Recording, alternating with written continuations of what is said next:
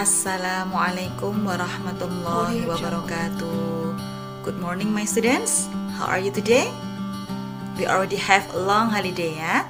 1 minggu kemarin sudah libur panjang ya. How are you today? Fine ya? Baik semuanya, alhamdulillah. Oke, hari ini kita melanjutkan pelajaran kita pada subtema terakhir di tema 1, yaitu materi tentang pertumbuhan dan perkembangan tumbuhan.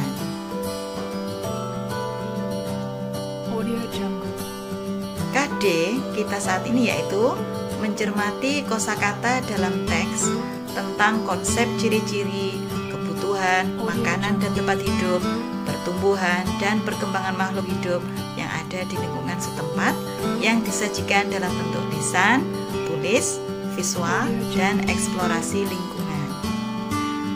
Adapun tujuan pembelajaran hari ini yaitu setelah membaca teks, siswa dapat mengidentifikasi ide pokok dari informasi yang disajikan tentang pertumbuhan dan perkembangan tumbuhan dengan tepat. Siswa dapat menuliskan jenis-jenis tumbuhan sesuai dengan cara perkembangbiakan dengan tepat. Yang terakhir yaitu, setelah mengamati gambar dengan teliti, siswa dapat menuliskan tahapan pertumbuhan dan perkembangan tumbuhan dengan tepat. Siap belajar semuanya ya? Oke, sebelum kita mulai pembelajaran hari ini, mari kita membaca bismillah bersama-sama ya. Bismillahirrahmanirrahim. Mudah-mudahan ilmu yang kita terima nanti menjadikan ilmu yang bermanfaat. Amin ya rabbal alamin. Siap semuanya? Oke, anak-anak, coba perhatikan gambar di bawah ini ya. Ada pohon apel, ada pohon pisang, ada pohon singkong, ada tanaman hias, paku-pakuan, ada bawang merah. Tahukah kalian bagaimana tumbuhan di bawah ini berkembang biak? Pertumbuhan tanaman. Tanaman sama dengan makhluk hidup lainnya yang mengalami pertumbuhan. Tanaman pun memiliki daur hidup dan cara yang berbeda-beda dalam perkembangbiakannya. Perkembangbiakan pada tumbuhan ada 2 cara, yaitu dengan cara alami dan dengan cara buatan. Apa yang dimaksud dengan perkembangbiakan secara alami? Perkembangbiakan alami adalah perkembangbiakan yang terjadi dengan sendirinya atau secara alami. Contohnya adalah perkembangbiakan dengan menggunakan biji, spora, tunas, dan umbi. Oke, sekarang mari kita bahas satu persatu ya. Yang pertama yaitu perkembangbiakan dengan menggunakan biji. Contohnya adalah apel, anggur, cabai, buah jeruk, dan buah semangka ya.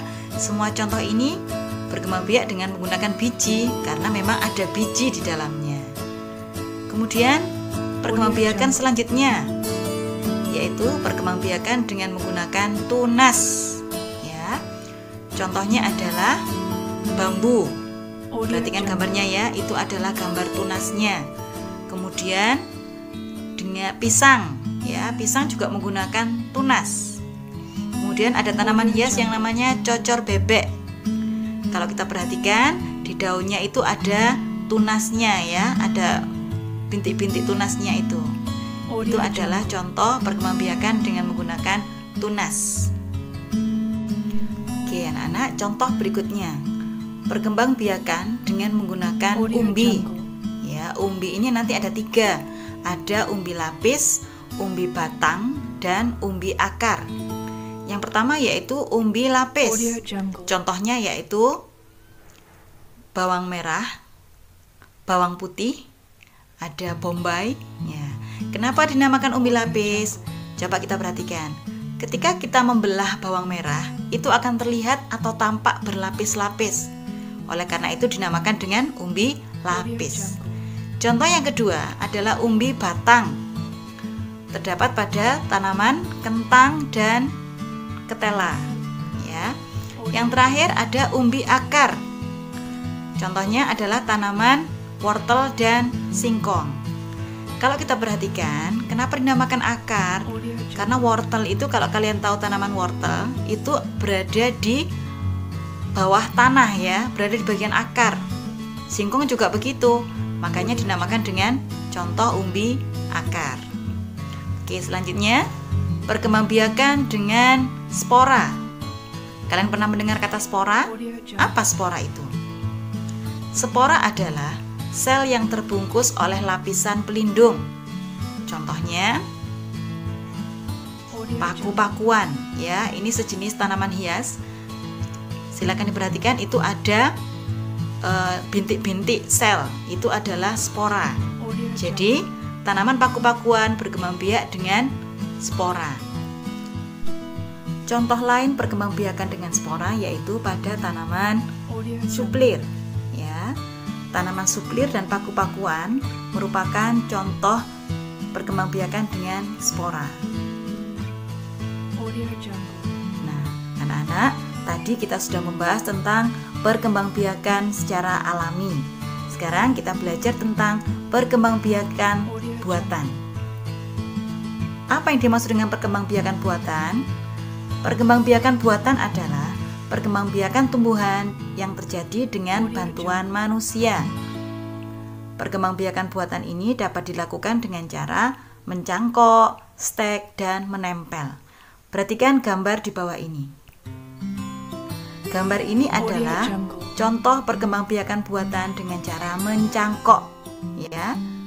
Kemudian contoh yang kedua dengan cara menempel. Perkembangbiakan buatan ini dilakukan tidak dengan melalui biji, tidak dengan tunas, dengan umbi ataupun dengan spora, tapi dilakukan dengan beberapa cara, dengan beberapa alat dan menggunakan bantuan manusia. Paham ya anak-anak? Oke, sekarang anak-anak, setelah kalian mendengarkan penjelasan Ustazah, tugas kalian sekarang adalah mengerjakan latihan yang akan diberikan oleh Ustazah, ya. Kerjakan dengan baik. Mudah-mudahan apa yang kalian dengar, apa yang kalian perhatikan, ya, bisa mendapatkan ilmu yang baru lagi buat kalian, ya. Selamat mengerjakan. Cukup sekian dari Ustazah. Wallahul muwaffiq ila aqwamit thoriq. Wassalamualaikum warahmatullahi wabarakatuh.